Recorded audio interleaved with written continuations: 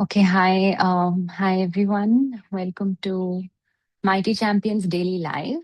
Every week we pick up a module about well-being, mental health, and about ourselves and how we can reach a better place mentally, physically, emotionally, spiritually. So this week we've been um, we've been talking about building stronger connections, about empathy, about boundaries, about taking care of ourselves. And day 5 of this module is about grounding the self and opening the heart. Because the goal hasn't been to be less caring, but to be caring in a way that's sustainable.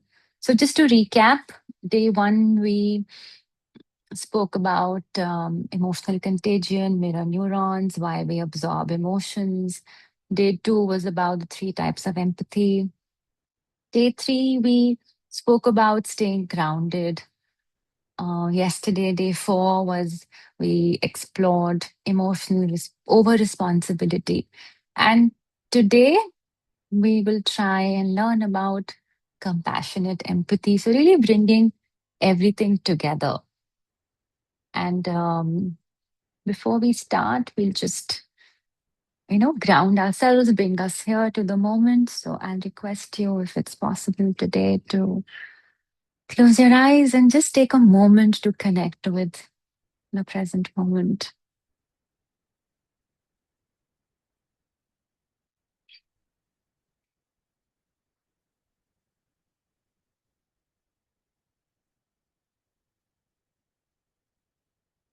Connecting with the breath,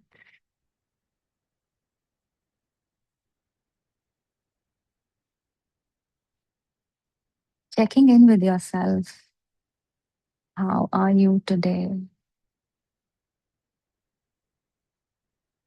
We ask other people, how are you? We don't ask ourselves, how am I doing today?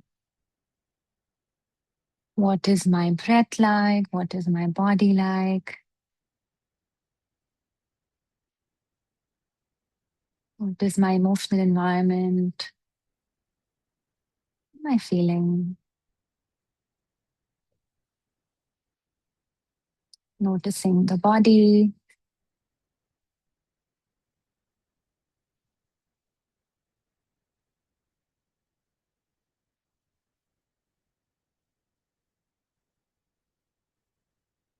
and then setting an intention for this time.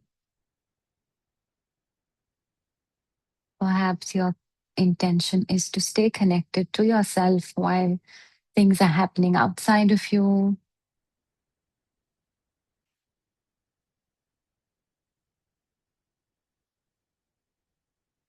Or your intention is to not lose yourself while also taking care of others.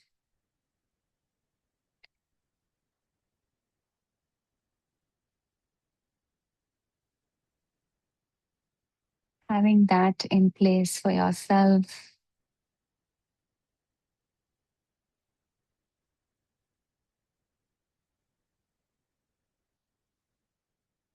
And with that, yeah, coming back to the here and now, we've spoken a bit. We've been talking about how people who are highly empathetic can often feel guilty about protecting themselves or feel guilty about saying no, um, leading to becoming emotionally exhausted in relationships, in caretaking, and without having the necessary skills, we can at some point, come to realize that being sensitive or or being giving can become a burden.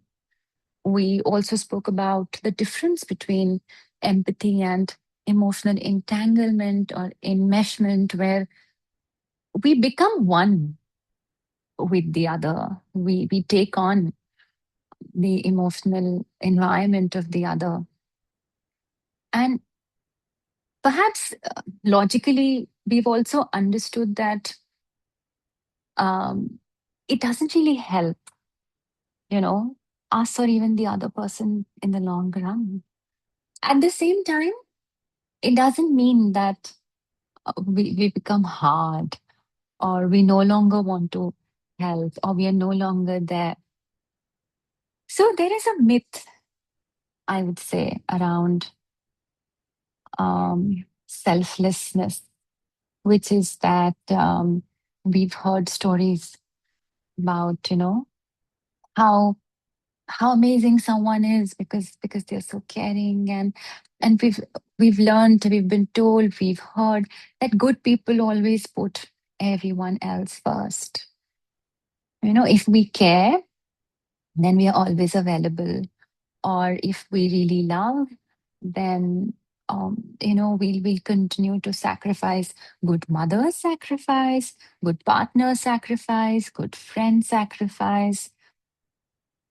That's an expectation. It's almost like an unsaid expectation that um in certain relationships or in certain associations, sacrifice is inevitable, or it comes with the package.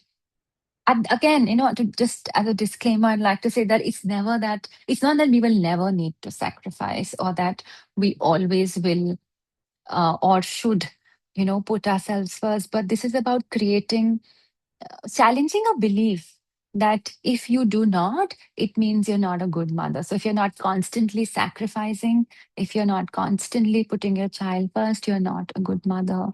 If you are not constantly sacrificing for your partner, you are not a good wife or a husband. So over time, when we continue to hear this and continue to work to meet this expectation, the belief becomes that my needs matter less. And we've we've experienced it ourselves, but also seen it around us, that a lot of people, people will praise you more for being sacrificing than for being honest about your own needs. So there is this nobility about it. Selflessness sounds very noble. Um, if and we've heard stories that somebody's been really sick, but they've continued to work, or continued to take care of the family, or somebody's been really busy but at the same time not sleeping because they had to tend to someone else. There is this we associate that when we martyr ourselves, martyrdom is amazing, it's great, it's rewarded socially. There is a downside, and it's a big one, which is that when we chronically self neglect, it creates within us resentment, there is depletion, burnout, there's emotional disconnection. So there's a big price that we pay for sacrificing our needs. There's a big price we pay for this martyrdom, but people seem to really like it. We there is a lot of accolade around sacrifice. Yeah, but the hidden cost of always being available is paid by the one who's self-neglecting. Because we only have as much, say time and energy and things to offer. And it's a good exercise that sometimes uh, can bring insight into when you find it difficult to say no, is that what is the price you pay when you're not able to say no to someone? It could be a physical price, say you couldn't you couldn't get enough sleep, or you had to miss a meal. There could be an emotional price. There could be a price of your time, of a nap. So whenever every decision we make comes at a cost. And if we're constantly making decisions at the cost of our own health and well being, then for sure we are being depleted and we are getting exhausted. Now, when we reach that point when we are exhausted and we are depleted, we can struggle to give genuine compassion. There are some professions in which there can be there is a lot of emotional labor. And there comes a point where, it's known as empathy fatigue, that because you've been so present for everyone else and neglected yourself, that you've you've really come to, at the point where you feel like you have nothing more to give. And even a small demand can feel like a lot. So you could even see that with people around you, or notice that sometimes about yourself, and that when you've been constantly giving and not nourishing yourself, there comes a breaking point, and after that, if somebody says anything, you could snap. So when we are exhausted, it's a real struggle to give genuine compassion. And that's why we need to really differentiate between a generosity and self compromise, because it's only when we can really distinguish between the two, practice that practice incorporating that balance, is when we can continue to genuinely care, which I mean, a lot of us want to do. We want to be there for our loved ones. We want to be there for our friends. But how do we do that sustainably? Now we also know that the healthiest relationships are the ones in which there is some kind of equality. It's not lopsided. It's not built on rescuing.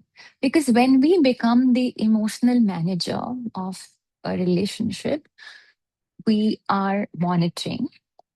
So we are monitoring other people's moods, needs, reactions, while we are ignoring our own. So um, now, okay, let's take an analogy. Now, um, if you had to carry, like buckets of water every day, eventually you will become exhausted and you could begin to wonder why you're tired. Now, the answer is not to become stronger and keep doing more of it, but maybe sometimes to put some of the load down.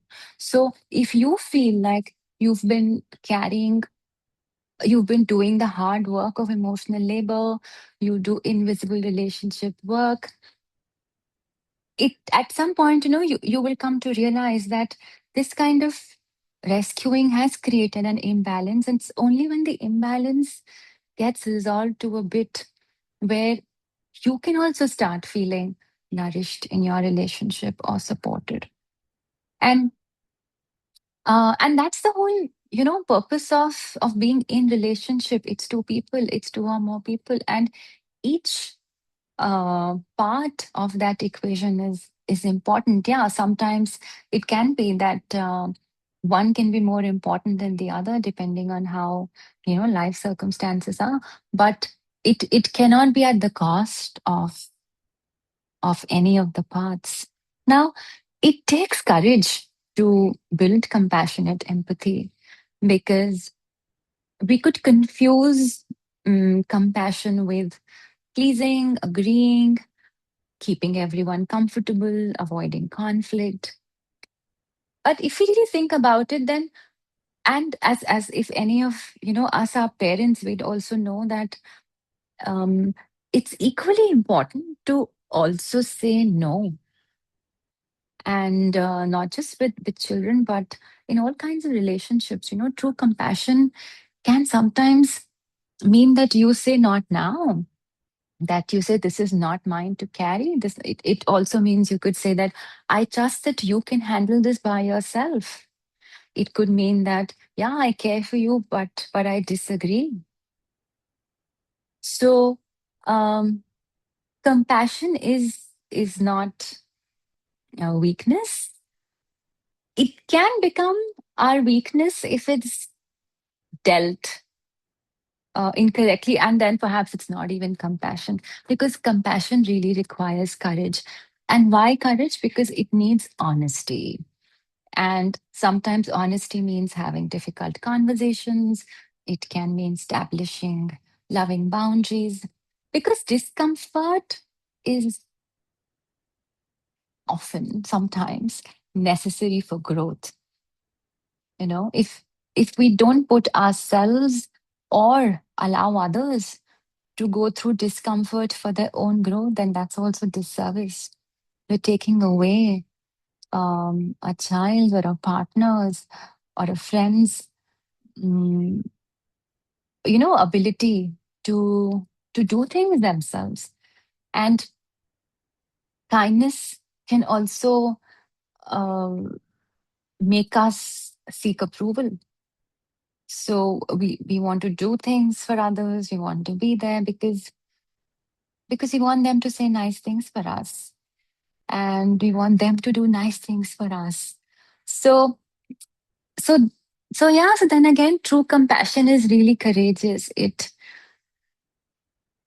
tells us, it guides us to do the uncomfortable. It pushes us towards growth. It encourages us to say no when we need to put ourselves first when we need to, and to have that balance, sorted out between connection and enmeshment. So, if we had to think, what does a really truly compassionate person look like? Someone who's deeply caring.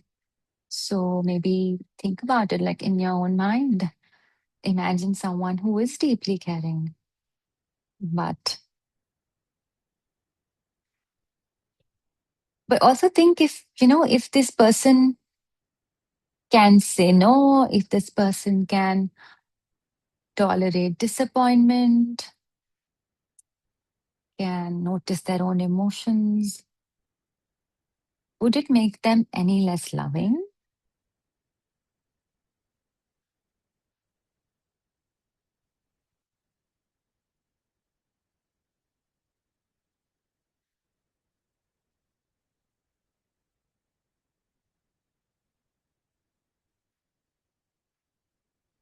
And probably you'll feel like no, they're not less loving. It's just more sustainable.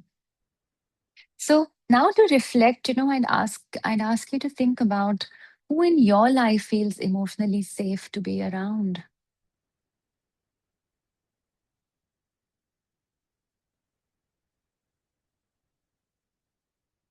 And you could put that in the chat or make a note of it yourself. Who in your life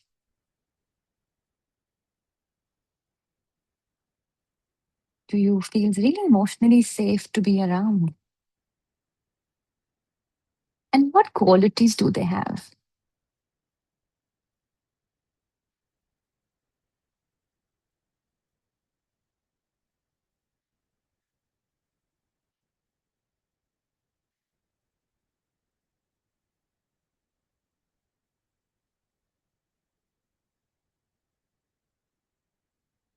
What qualities do they have?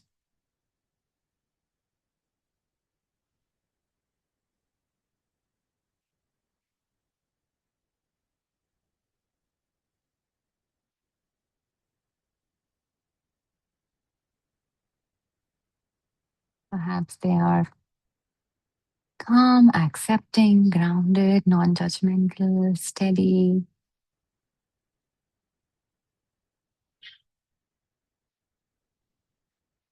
So we'll notice that emotional safety and intensity don't really go together sometimes. We tend to feel emotionally safe around people who can give us that kind of steadiness, calmness, containment. And therefore that's the most helpful because we feel safe around that kind of a person.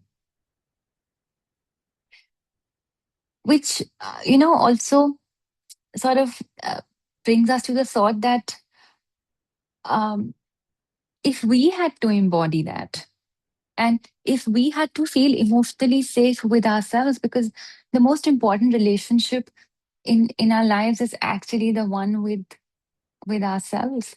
So if we can be, that emotional containment for ourselves, what would that mean? Well, firstly, it would mean that we can trust ourselves with taking care of ourselves. We can trust that, okay, if somebody had to ask something of me or demand something of me, I'm not going to abandon myself. I can still stay connected. I can do what I can do, but it won't come at the cost of my well being. So I can remain connected to this person. I can love someone else while still making sure that I am safe with me. I will not disappear in relationships, lose my needs, lose my voice, lose my boundaries, because any healthy relationship is two healthy people, two whole people. So one person disappearing, so the other person can feel comfortable, as we've seen, or as we've seen in life, really, is not very sustainable. And then, um, so so leaving this week with the changed belief as much as we can that I can coexist, I can be with myself, I can stay connected to myself in the midst of any kind of demands of me, from me. So to recap, day one, we understood why we absorb, what factors in the brain make us feel the way we do when somebody around us is going through something. Day two was about understanding different forms of empathy. Day three was learning to stay grounded. Day four was about, learning not to carry everyone. And today in day five, while we brought everything together, we've also sort of really integrated and realized that it's so important to really care deeply about yourself as well. And that is compassionate empathy that I can offer what I have to offer to everyone, to the people I love and care for and support while staying connected to myself. Now, with that, we'll do a small practice. So, I request you to sit comfortably, back straight, not stiff, sitting tall,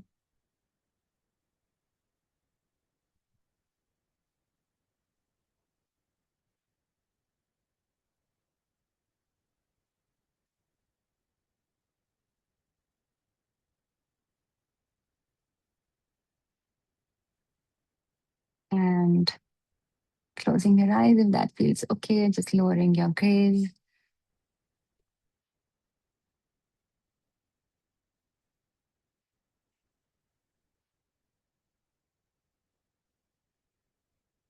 Finding your breath.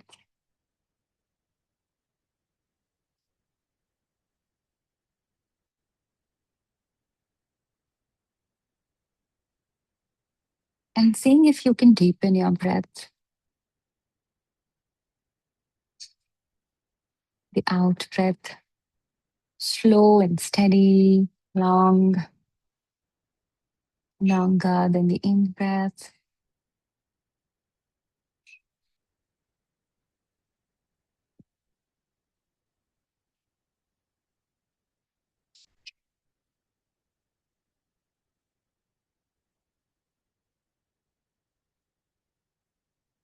Not forcing the breath. And then allowing the body to soften, allowing the shoulders to relax, face to soften, jaws, eyebrows.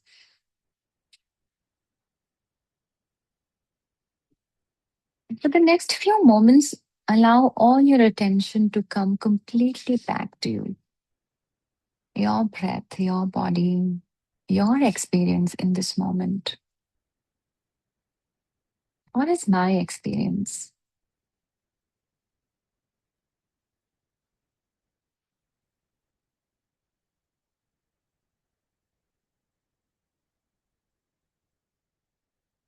Is there something I need to take care of me?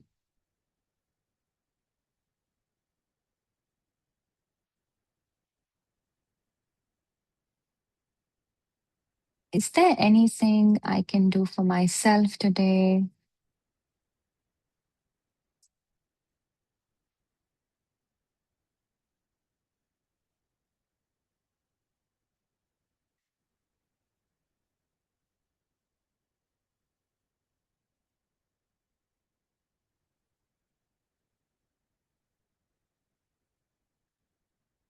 If I was my friend, what would I say to me? How would I take care of me?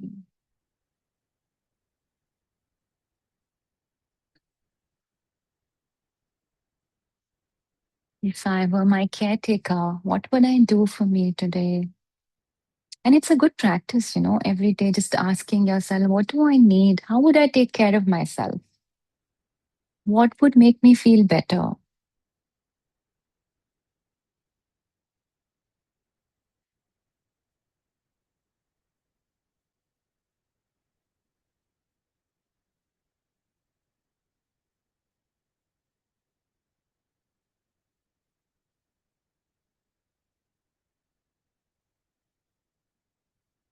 Is there something that will make me feel better?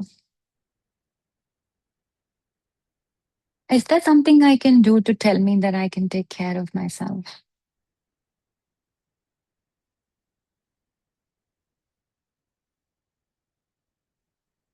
Is there something I need to say to myself?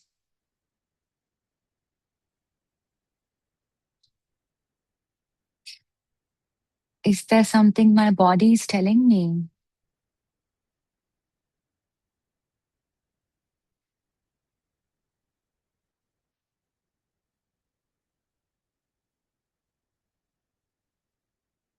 Is there any part of me that needs my attention?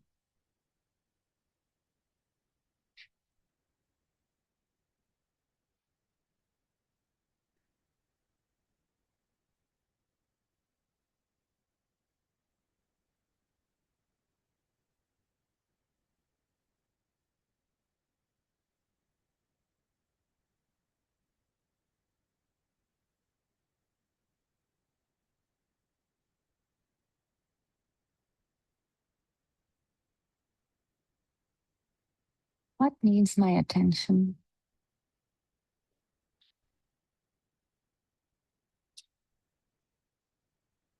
And with that, setting an intention to take care of yourself, to listen to your needs, to not neglect, to be there for yourself, to never abandon the self,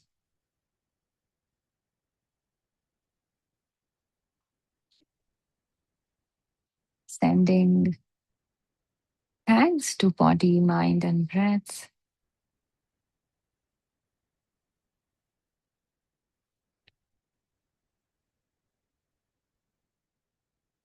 rubbing palms of hands together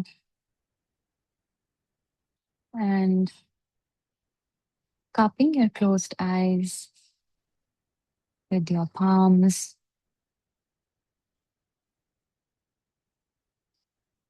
opening your eyes, relaxing your hands, giving yourself a smile. And with that, we are, at the end of today's practice. Thanks for being here. I'd urge you to go back and make this a daily practice to sit with yourself, ask yourself, is there anything I can do for myself? Is there anything I need, any part of me that needs my attention, my care, and not reserve that only for others? So, if there are any questions or anything you'd like to share, we can do that now.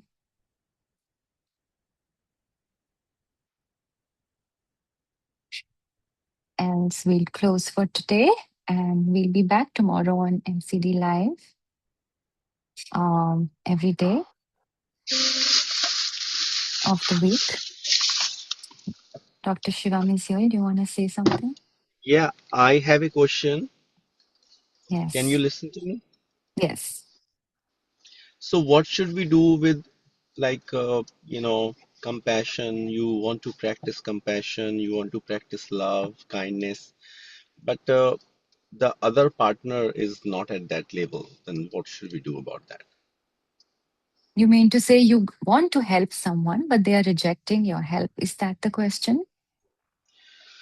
Question is like, if like your partner, like your relationship, you are living with your wife or your partner, whoever, then if the Mm, other person is not, you know, like you want to practice like from today, I want to practice compassion yeah. and love, but other partner is not receiving, or there are conflicts, and how to deal with that.